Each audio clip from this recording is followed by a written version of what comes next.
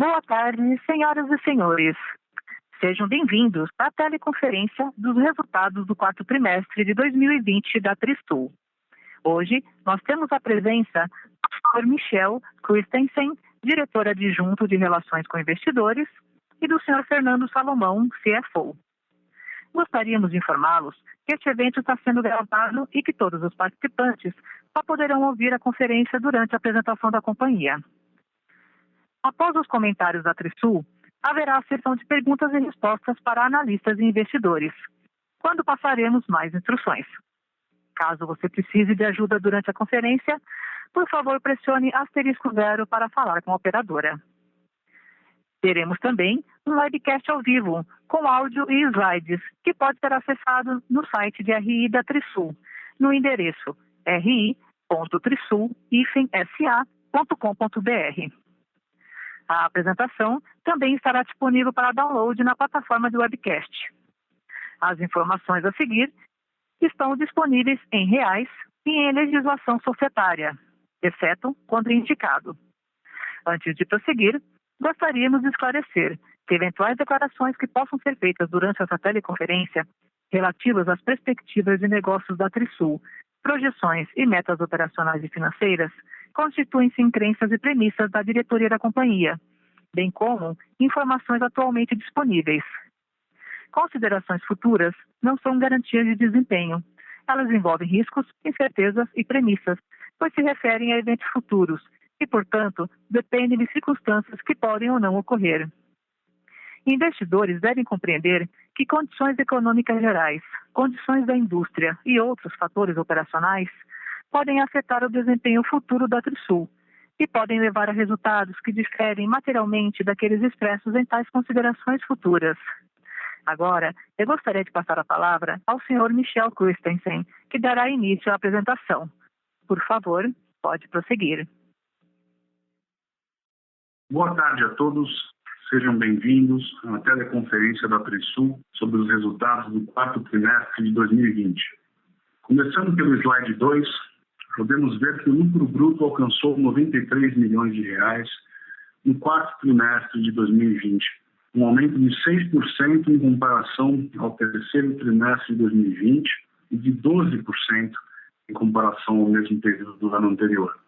Já a margem bruta foi de 37%, um aumento de 2,5 pontos percentuais em comparação ao terceiro trimestre de 2020. No ano de 2020, o lucro bruto atingiu 310 milhões de reais, um aumento de 9% ante o ano de 2019. A margem bruta no período foi de 35%. Por sua vez, o lucro bruto ajustado pelo SFH alocado no custo registrou 96 milhões de reais, um aumento de 5% ante o terceiro trimestre de 2020 e de 11% em comparação ao mesmo período do ano anterior. A margem bruta ajustada foi de 38% no trimestre. No ano, o lucro bruto ajustado foi de 322 milhões de reais, um aumento de 8% em comparação ao ano de 2019. A margem bruta ajustada no período foi de 37%. No trimestre, o lucro líquido registrado foi de 55 milhões de reais, um aumento de 15% ante o terceiro trimestre de 2020 e de 27% em comparação ao mesmo período do ano anterior. Já a margem líquida foi de 22%. Já a margem líquida foi de 22% no quarto trimestre de 2020, um aumento de 3,1 pontos percentuais em relação ao trimestre anterior. Sendo assim, terminamos o ano de 2020 com um lucro líquido de 170 milhões de reais, um aumento de 21% em comparação ao ano de 2019. A margem líquida no período foi de 19%. Passando para o slide 3, podemos observar que o EBITDA ajustado no trimestre registrou 68 milhões de reais, elevação de 12% ante o resultado do terceiro trimestre do ano de 2020 e de 27% em comparação ao mesmo trimestre do ano anterior. Já a margem EBITDA ajustada foi de 27% no trimestre. Em 2020, o EBITDA ajustado atingiu 214 milhões de reais, um aumento de 15% em comparação ao ano de 2019. A margem EBITDA ajustada no período foi de 24%. No slide 4, analisamos o endividamento da companhia. Como podemos ver, o total do endividamento da Trisul, ao final de dezembro de 2020, era de 541 milhões de reais. E o seu endividamento líquido foi de 62 milhões de reais ao final do período. A relação dívida líquida sobre patrimônio líquido foi de 5%, em linha com o trimestre anterior. O total de recebíveis performados, em 31 de dezembro, era de 78 milhões de reais. Agora, abordando as informações operacionais do período. Passemos para o slide 5. As vendas brutas Pátio Trisul totalizaram 250 milhões de reais no quarto trimestre de 2020, terminando o ano com 867,1 milhões de reais. Já as vendas líquidas Pátio Trisul atingiram 230 milhões de reais no trimestre, totalizando 784 milhões de reais em 2020. No slide 6, lançamos no trimestre 3 novos empreendimentos: Ambiente Vila Mariana, Marquês Ipiranga e Side Ipiranga, totalizando um VGV de 423 milhões de reais em 527 unidades. Com isso, a Trisul termina o ano de 2020 lançando um total de 8 empreendimentos, totalizando um VGV de 1 bilhão de reais, cumprindo, portanto, o guidance proposto para o ano de 2020. No slide 7, podemos ver que as entregas Pátio Trisul totalizaram 230 milhões no trimestre, com a conclusão de 6 empreendimentos. No acumulado do ano de 2020, os 14 empreendimentos concluídos totalizaram um VGV de 636 milhões de reais, distribuídos em 3.455 unidades.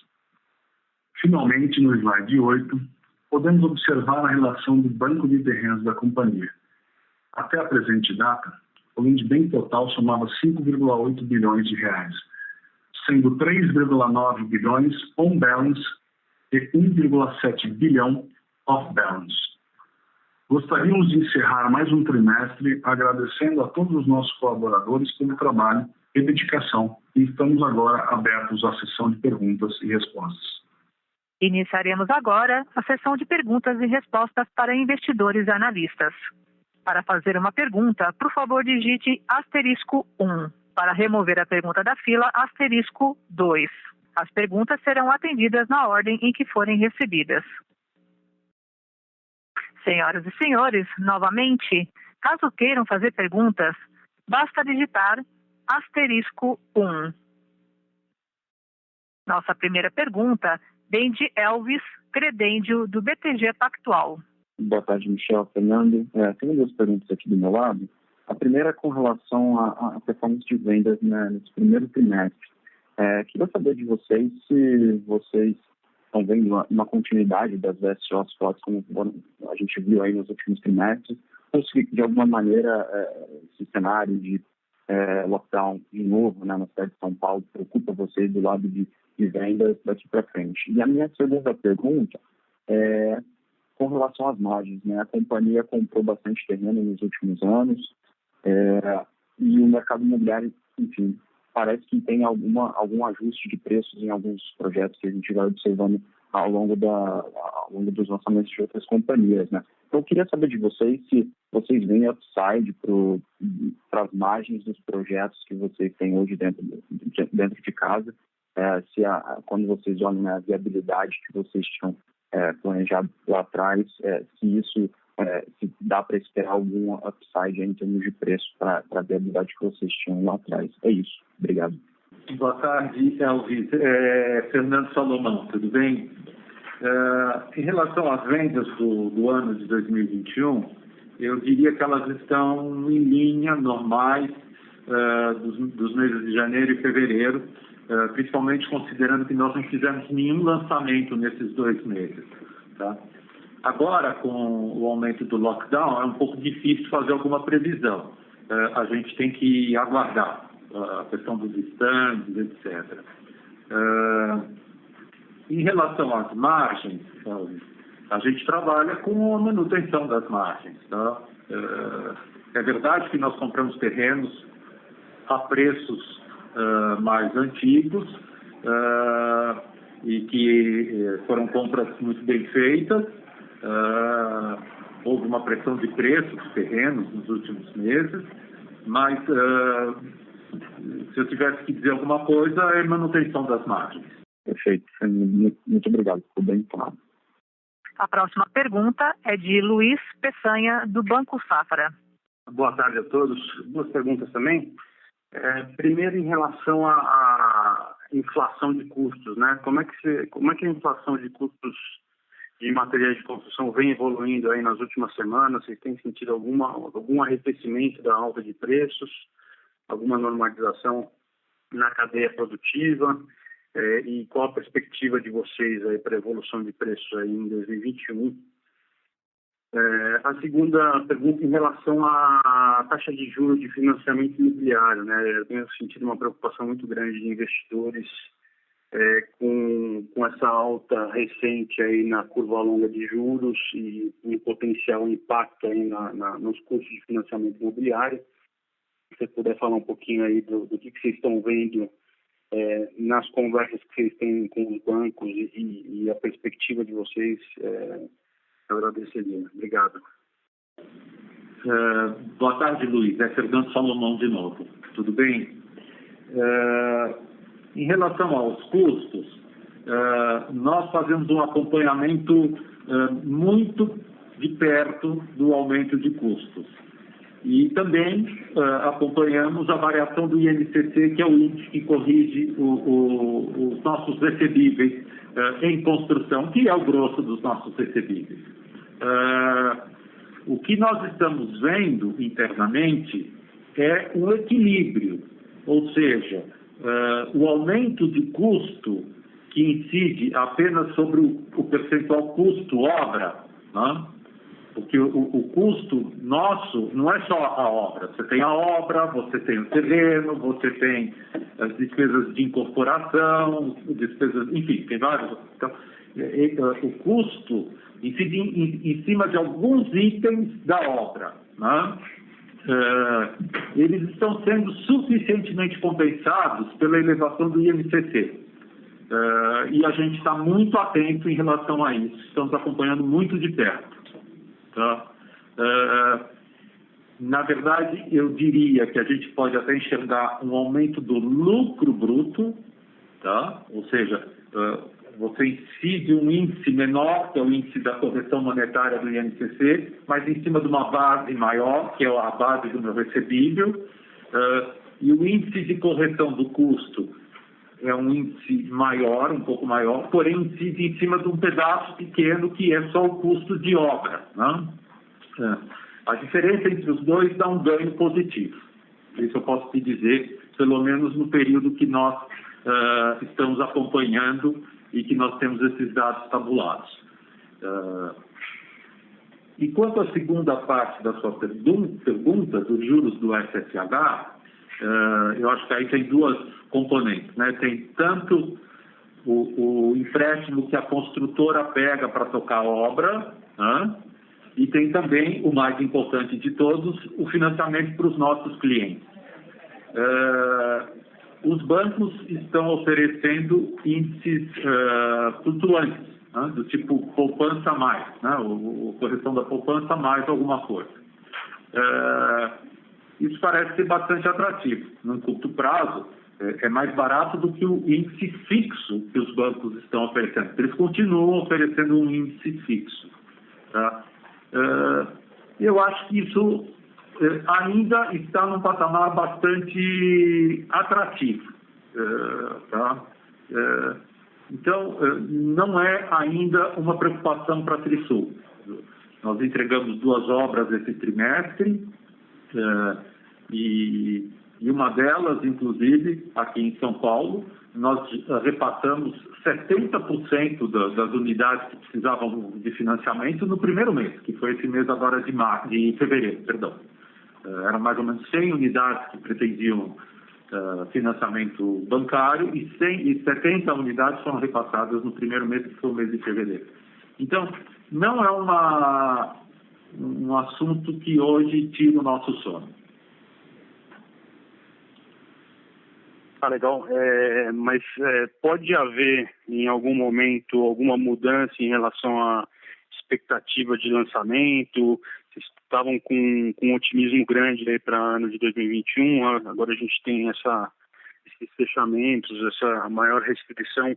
Isso pode, de alguma forma, aí, postergar um pouco mais esse crescimento no volume de lançamentos que a gente esperava para esse ano?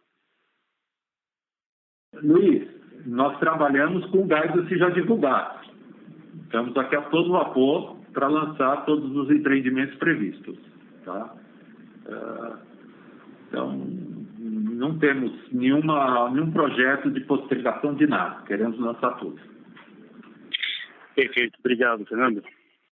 A próxima pergunta vem da webcasting de Flávio Adorno, da companhia Trópico. Boa tarde. O guidance para 2021 está mantido? Flávio, boa tarde, tudo bem? Conforme já adiantado pelo Fernando Salomão, sim, nós trabalhamos com o guidance, portanto, segue mantido o guidance proposto para esse ano, que vai de 1,8 a 2,2 bilhões de reais. Obrigado.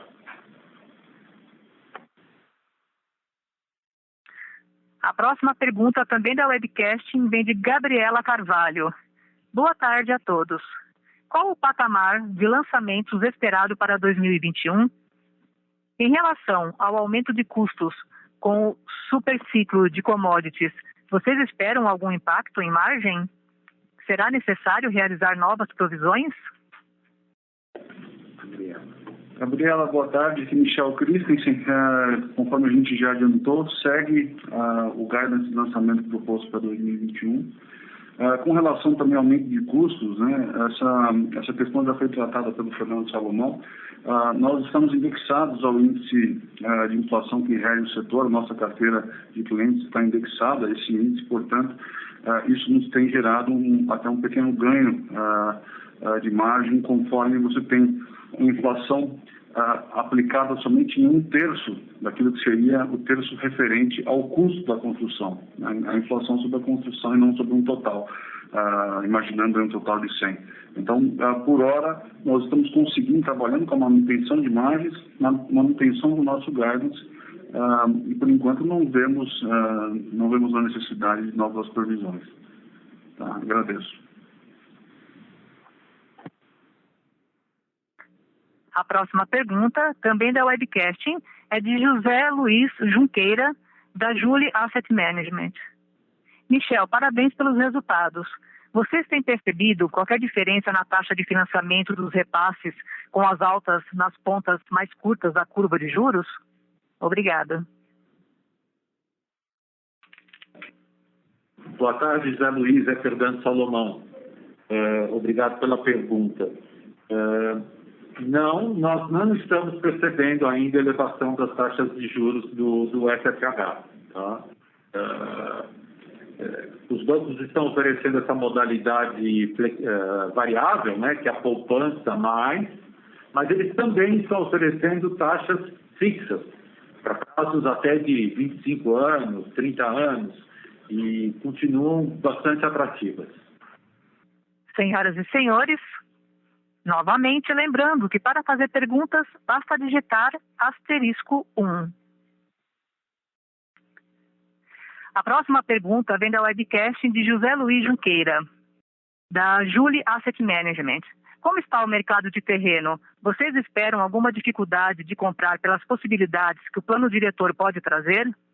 Vocês têm alguma ideia de quando o plano diretor começará a ser discutido com mais relevância? Obrigada. José Luiz, Fernando Salomão de novo, tudo bem? Nós compramos terrenos no início desse ano. Tá? Na nossa apresentação, a gente menciona, inclusive, como fato subsequente, né, a compra de R$500 bilhão de VGV potencial em terrenos. Nós estamos em franca temporada de compra de terrenos.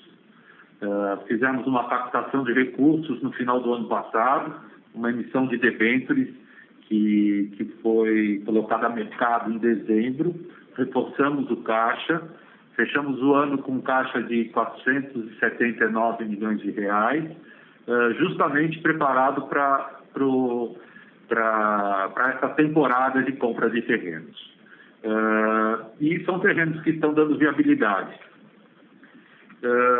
Em relação ao plano diretor, de fato, esse ano é um ano de revisão.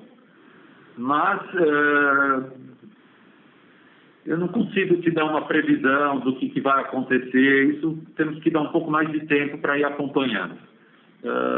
O que a gente espera, obviamente, é uma flexibilização das regras atuais, botando dentro do jogo maiores áreas, aumentar as áreas onde é possível incorporar empreendimentos. Mas é um pouco prematuro para falar qualquer coisa. As associações todas estão trabalhando arduamente nisso. É isso, Zé Luiz. Obrigado. A sessão de perguntas e respostas está encerrada. Passamos agora a palavra ao Sr. Michel Christensen para suas considerações finais. Eu agradeço a presença de todos e a nossa área de relações com investidores está aberta aí para esclarecimentos, para atendimentos, para o que for preciso. Obrigado. Obrigado, aqui é Fernando Salomão, e obrigado pelo tempo e pela atenção de vocês, e até uma próxima. A teleconferência dos resultados do quarto trimestre de 2020 da Trisul está encerrada.